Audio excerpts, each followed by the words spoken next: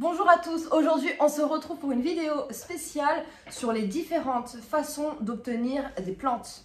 Alors déjà pour commencer, je voulais vous présenter ma Monstera variegata. C'est une bouture justement. Et pourquoi aujourd'hui je la présente? Parce que ça fait 1000 ans que je l'ai, qu'elle n'a jamais été capable de faire une putain de feuille. Et que là... Oh, il y a une feuille qui pousse, putain!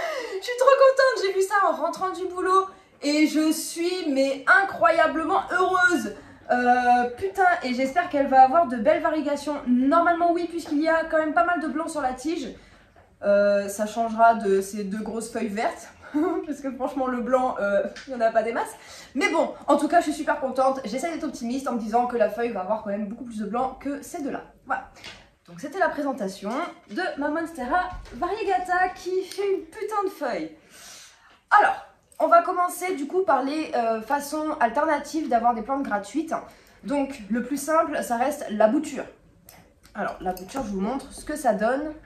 Donc là c'est un petit échantillon de bouture de différents pothos. Mais pas que, là j'ai une Monstera Pérou. Il y a du pothos néon, du Enjoy, du Marble Queen, du Golden... et du argenté. Ouais, on peut voir, ça fait un beau système racinaire. Alors, comment on arrive à ce résultat-là? Je vais prendre par exemple justement, donc ça va être mon invité de ce jour, mon pothos Enjoy. Alors, ce qu'il a, voilà, c'est très facile. C'est-à-dire qu'en gros, vous avez des nœuds. Les nœuds, c'est ici. Donc généralement, on se trouve avec voilà, deux feuilles. Et vous avez ces petites choses-là, les petits points là. En gros, c'est ça peut devenir en gros des racines aériennes, mais vous pouvez justement couper, donc à ce niveau-là, vous coupez en dessous du nœud, comme ça, et vous mettez tout simplement dans l'eau. Et à ce niveau-là, justement, la racine va pouvoir pousser. Donc je vais vous sortir une des boutures pour vous montrer un exemple. Voilà. Donc vous voyez, j'ai coupé au niveau... en fait, il y a deux nœuds. Il y en a un ici, donc vous voyez bien qu'il a fait sa racine. Et il y en a un autre là. Donc si j'ai envie, je pourrais même couper ici, planter cette partie-là, planter cette partie-là. Donc là, on est sur un système racinaire qui est quand même assez développé. Et d'ailleurs, je vais bientôt le planter. Donc ça, c'est pour la première partie bouture. Il existe une autre façon de bouturer, ça s'appelle le marcottage. Par exemple, pour des plantes qui sont un peu plus fragiles ou un peu plus chères et rares, où on a un peu peur de faire de la merde avec, hein, comme j'ai pu faire avec mon verrucosum, j'ai voulu le bouturer, la bouture a foiré. Voilà, ça, je sais pas pourquoi, la racine elle a pourri, elle est devenue noire. Donc j'étais au bout de ma life, clairement. Je l'ai coupé pour rien, en plus j'ai fait une bouture de tête. Super. Bref, le marcottage, il y a deux façons de le faire. Soit... et là, on va faire appel à mon autre pothos parce qu'il est plus facile. C'est-à-dire qu'en gros, par exemple, quand vous avez une longue tige comme ça, vous allez prendre un autre pot, ou vous pouvez même le faire dans le pot mère. Vous allez tout simplement enterrer la partie où il y a le nœud. Voilà. Vous enterrez la partie où il y a le nœud, vous laissez tel quel, vous arrosez normalement, et la racine va se développer. Donc ça, c'est une sorte de marcottage, mais vous pouvez aussi marcoter, je vais garder ça, avec ça. C'est-à-dire qu'en gros, vous pouvez mettre de la sphène ou de la terre, enfin bon bref, quelque chose qui va rester humide, même un mélange à la limite. Vous venez foutre ça là comme ça, hop, sans abîmer les tiges bien entendu, sinon c'est nul. Voilà, bon, bref. Vous mettez comme ça, normalement c'est vendu avec, vous savez, les Serflex là, ça. Vous venez mettre ça là comme ça, hop, vous refermez et le système racinaire va se développer donc dans la boule. Ce qui fait que si jamais ça ne fonctionne pas, la plante, vous ne l'avez pas coupée pour rien. Vous avez juste à enlever cette boule et ça redeviendra nickel. On n'en parle pas beaucoup du marcottage, mais je trouve ça quand même assez intéressant. Ça permet vraiment d'éviter de couper, de prendre le risque de couper et d'avoir une bouture qui foire. Ça a quand même assez peu de chances de foirer puisque la plante mère continue de donner la force et l'énergie en gros à la plante de pousser et donc à la racine aussi de se développer. Donc on est quand même sur quelque chose d'un peu plus sécurisé en termes de bouture. Maintenant on va passer à un autre type, c'est les bulbilles. Donc la vidéo précédente parlait justement de rempotage où j'ai trouvé donc des bulbilles d'Alocasia frydek. Il y a plusieurs types de tailles.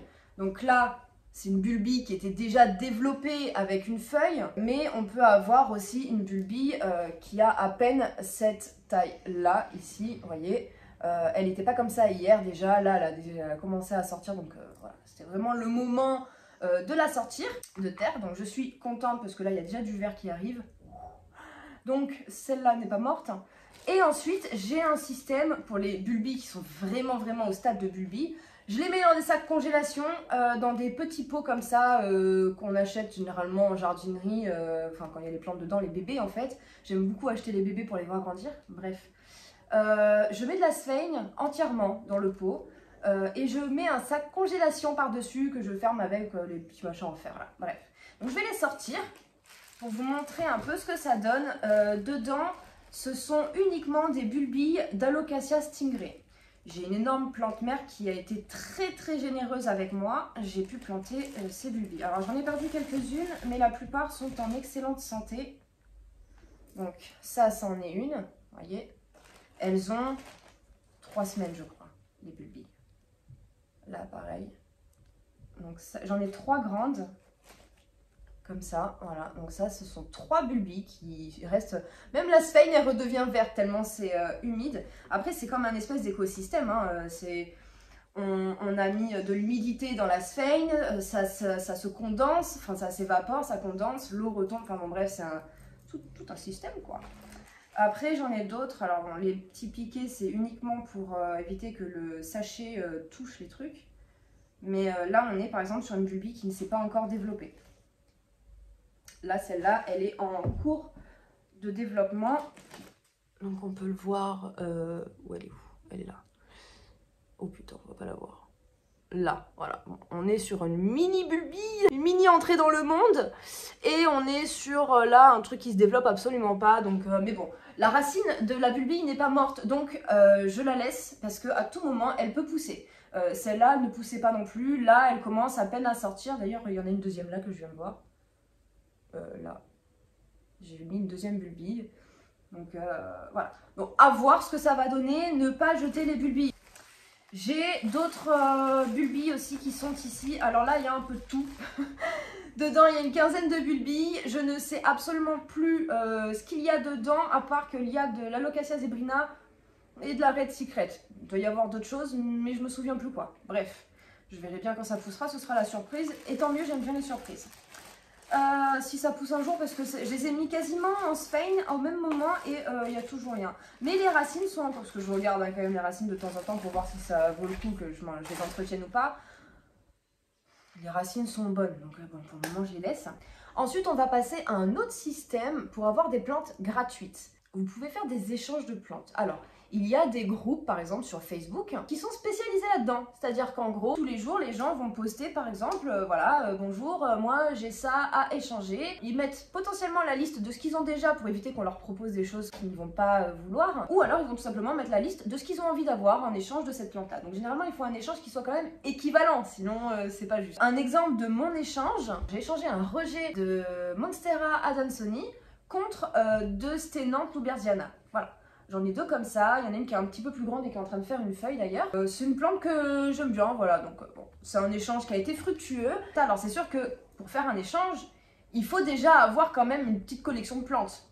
Après, il y a aussi des groupes qui sont spécialisés, il y en a un peu moins, mais qui sont spécialisés dans les plantes rares. C'est-à-dire que c'est des groupes où on échange que de la plante rare. Et là, c'est pareil, là il faut vraiment avoir une jolie collection de plantes rares pour pouvoir accéder à ces échanges-là, parce que les gens qui sont dessus ont déjà des collections qui sont énormes. Donc ils recherchent des choses qui sont bien particulières et généralement de valeur équivalente. C'est pareil, hein, on ne va pas échanger ça avec un bambou, hein, vous voyez ce que je veux dire. Il faut avoir quand même une vraie collection de plantes quand on veut échanger du rare. Mais voilà, ça vaut le coup grave. C'est une façon super cool d'avoir des plantes gratuites. Alors, après, il y a un autre système pour avoir des plantes gratuites. Alors, c'est pas très glamour, c'est pas reluisant, mais ça se fait. J'ai déjà vu moi-même de mes yeux et je me suis dit, putain, mais c'est pas con. J'ai vu des gens ouvrir le capot de la poubelle, en fait, de ces fleuristes et tout ça. Obtenir en fait des plantes. Alors il n'y a pas que des trucs vivants, attention, hein, il y a des fleurs coupées, enfin il y a plein de bordel. Mais ils avaient déjà en fait à côté d'eux une espèce de cagette avec justement des mottes de terre avec des plantes qui avaient l'air clairement mortes, mais je pense qu'on peut clairement les sauver. Et c'est un moyen d'avoir des plantes gratuites qui n'est vraiment pas négligeable. Tout comme les cimetières. Je sais que c'est un peu morbide, ça peut être glauque d'aller se balader dans un cimetière la nuit et d'aller faire les poubelles d'un cimetière, ok. Mais ça reste des plantes qui sont jetées parce que peut-être qu'elles ne sont plus assez jolies, donc elles sont remplacées. Mais ça veut pas dire qu'elles sont mortes ou qu'elles sont en mauvaise santé pour autant. Juste, les gens qui ne s'y connaissent pas, ils vont voir 3 feuilles jaunes et ils vont dire « Oh, la plante est morte, boum, on la change ». La plante va à la poubelle alors qu'on lui coupe ses 3 feuilles, peut-être elle revit nickel. Hein. Donc c'est un filon, je pense, à explorer. Pour ceux qui n'ont vraiment pas envie de mettre de l'argent dans les plantes. Ce sera vraiment des plantes qui vont être assez communes, mais ça reste un filon quand même. C'est pas à jeter à la poubelle pour le coup. Après, je vais vous exposer d'autres techniques pour avoir des plantes à moindre coût. On va avoir par exemple, déjà dans les jardineries ou même sur certains sites internet, d'acheter des plantes bébés. Et je l'ai fait avec celui-ci qui pousse d'ailleurs super bien. C'est un Florida Beauty Green. Oh putain, il a des taches. Oh le con. C'est un Anthurium crystallinium. Voilà, donc ce sont des petits bébés que j'ai achetés sur plante.com. On les paye quoi 5 balles 90 ou 95, bon bref, une misère quoi. L'avantage c'est qu'on peut voir la plante grandir, mais c'est aussi surtout qu'on paye vraiment rien. C'est rien 5 € pour des plantes. Alors c'est sûr qu'après, par contre un bébé c'est un peu plus fragile. Mais à 5 € ça vaut le coup de tester. Donc c'est aussi possible d'acheter les bébés en jardinerie. Généralement quand vous avez par exemple les botaniques, les Jardiland, les Villas Verdées, etc. proposent généralement des plantes bébés à 2 € je crois, quelque chose comme ça. Bon, on est surtout sur de la succulente, du cactus, etc. Mais ça vaut grave le coup. Ensuite, on a aussi un autre système, ce sont les enchères. Donc, toujours sur les réseaux sociaux, donc en particulier Facebook qui est plus enclin à ce genre de choses. Sur Facebook, vous avez des groupes qui sont spécialisés dans les enchères ou de la vente troc enchères en fait de plantes. Les enchères c'est sympa dans le sens où en gros par exemple ce potos Enjoy, je vais mettre une mise de départ par exemple à 15 € et je vais dire fin des enchères dimanche à 21 h par exemple. Et ben en gros les gens en commentaire en fait ils vont enchérir, donc il y en a qui va dire je mets 17, l'autre qui va dire je mets 19, 20, 25 etc. Après vous avez un prix de réserve, c'est-à-dire que vous pouvez très bien dire je le vends pas en dessous d'un prix que je me suis fixé ou quoi que ce soit, mais ça vous permet quand même d'avoir des plantes moins chères.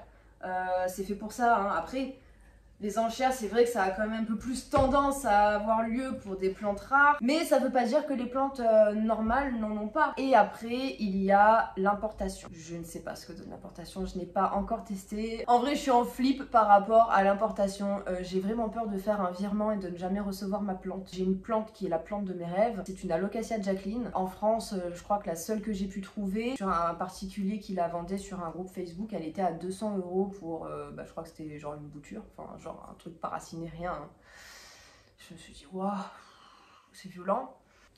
Donc ouais, j'ai trouvé 2-3 sites, voire même sur Instagram aussi, donc de trucs en Inde où on peut du coup faire importer avec les passeports phytosanitaires, je crois, de la plante, bref. Mais après, en termes de tarifs, c'est intéressant. On est sur des, par exemple, donc pour la plante que je regardais, sur des tarifs à entre 55 et 65 €. En soi, c'est très raisonnable par rapport à ce qu'on peut trouver en France, surtout que ce sont des plantes qui ne sont pas au stade de bulbille, ou de bulbes non racinées. On est sur une plante de cette taille-là avec des feuilles qui sont déjà comme ça. Pour 55 €, ça vaut le coup. Même si on doit rajouter les 40 ou 50 balles de frais de port. Bon, forcément, parce que y a le truc, quoi. Il y a l'importation. Mais je suis une flippette. J'ai peur de ne pas recevoir ma plante. Même si c'est 100 balles. En fait, je pense que ce serait plus la déception de ne pas recevoir ma plante, de voir les jours passer et de me dire putain, elle est où ma plante, plutôt que de perdre les 100 balles en vrai. Mais ah ouais, non, la déception, non, je veux pas la subir. Mais du coup, ouais, par rapport en France où on la trouve à 200 balles sous forme d'une boule noire sans racines, avec du coup, genre 50% de chance de ne jamais voir sortir une racine ou une tige de ce putain de bulbe, franchement ça vaut le coup. En tout cas ça reste un filon à exploiter parce que les plantes sont moins chères qu'en France. Donc voilà, on a fait le tour des façons alternatives de trouver des plantes gratuites ou presque. Je vous souhaite une bonne soirée ou une bonne journée. Ciao!